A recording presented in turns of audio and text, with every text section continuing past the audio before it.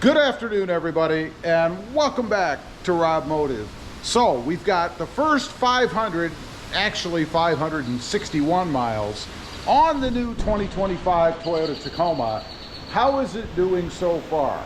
Well, let's start off right at the top, I guess. Fit and finish. Now, it might be a little windy. It's very windy down here. I've got a sock over the camera microphone, so hopefully that helps. If it doesn't, we'll pop in and out of the garage so you can hear me. Let's take a look at the truck. You know, I always go around and check to see how the gaps and things are. And of course, I've done that on this truck. And while no truck or car is going to be absolutely perfect, I will say this model year so far, or this generation, I should say, has been the best so far. All of the gaps and everything seem to be pretty darn close to each other. No big differences side to side. Looking at the hood over here and the hood over here, you will see little differences, of course. The gap right across the front of the hood, going down to the door gaps and things along the edges, no big deal there. The only issue that I'm aware of really are the bed rail caps. I did do my fix to it. So far it's holding up pretty well. The passenger side is better than the driver's side. I do notice a little bit of movement over here, although it's still much better than it was before. We'll see over time. I'll keep you guys up to date as to how that's actually holding up. So far I think it's pretty good. The rest of the door panels and things, no issues. Looking back here at the tailgate, the gapping on the sides here is pretty good. Keep in mind, the tailgate does kind of have some play or movement in it from side to side. I've heard of a couple people complaining about the gapping here being different on each side. If you grab the tailgate, you can actually move it a little bit. That's because the tailgate moves, right? The bumper down here on the bottom, gapping looks good there. Everything looks really good on the truck.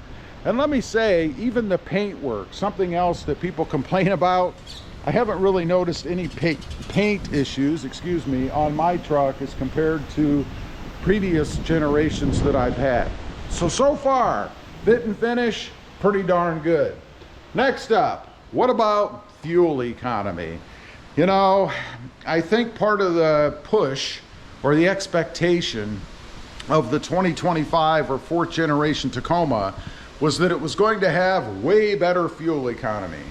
I am not experiencing this. Of course, I've added some things to the truck that are going to take away from fuel economy, like the heavier rock sliders, like the tonneau cover, the different wheels and tires, even things as small as the D-rings with the bracketry, and all of that stuff adds up. And it's going to detract from fuel economy. I'm getting right now, if I'm lucky, around 16-ish miles per gallon.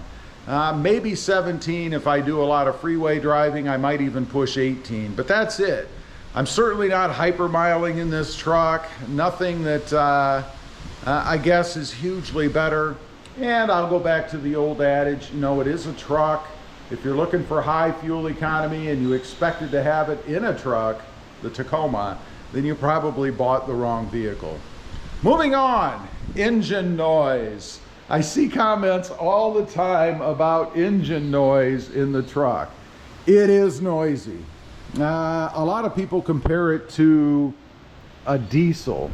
It does kind of have that diesel-y sound to it when it's sitting there running. Although I will say one of the big positives of this truck, for me anyway, is the turbo sound. I love that in the truck, the turbo whir. Matter of fact, if I could increase that, and I may try to in the form of an intake of some sort. I've heard that if you put an intake on the truck, that sound will get a little bit louder. But nonetheless, it does still have that Tacoma kind of rattly sound. And let's be honest, the third generation did too. I used to get all kinds of comments when I had the third gen, and I still see them out there, about how horrible the truck sounds. The 6-cylinder. You get used to it. It's really not that big of a deal for me. And again, given that turbo whir, I love it. How about build quality? We kind of touched on that a little bit with the gapping and paint, but what about the inside? Most recently, I have heard of some people complaining about the plastics in the truck, particularly some discoloration or scratching or breakdown of the plastic material, particularly on the doors, more so over there on the driver's side. We'll get to that side in just a minute. But as you can see on mine, everything looks normal. I don't have any of these white marks or scratches that other people are complaining about. Looking at the dash area, everything looks good. The screen is good.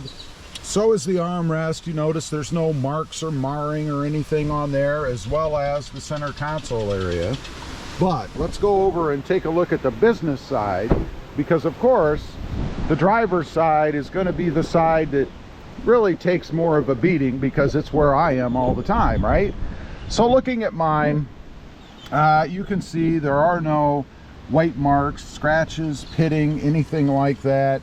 And I often wonder, you know, is it because of the way people are treating it? Do they have those big giant metal watches on and they're always rubbing and grinding against it with their watches? That of course is going to mar up and ding up your plastics. I think that's probably more the problem. I really don't think that it's the truck or there's some big problem with the plastics in the truck. Time will tell, we shall see. But again, as you can see on mine, I don't have any issues with anything like that. The last thing is I guess the cover for the gauge cluster area, the plastic, any kind of scratching or anything on that. I know it's kind of hard to tell on camera. Usually scratches in that material is pretty darn thin, but no real issues there either. Next up, what about TSBs and recalls? There actually have been a couple on the 4th generation Tacoma. First of all, there is an active TSB out there for the transmission in the 2024s. Something about potential material being left in the transmissions and it could cause a failure or a problem. I have heard from some folks who have had their transmissions replaced, so it is a bona fide concern. If you've got a 2024, there is a site, or rather you can go check your VIN number. If you just plug your VIN number in, you'll know if you're affected. Chances are you probably are. There were I think it was 100 and some thousand, or maybe all of them, I'm not sure. But anyway, if you're concerned, check it out. The other is an active recall, which at the time of this video there was no fix for yet, and that's a problem with the brake lines on 17-inch wheels only in the rear of the truck.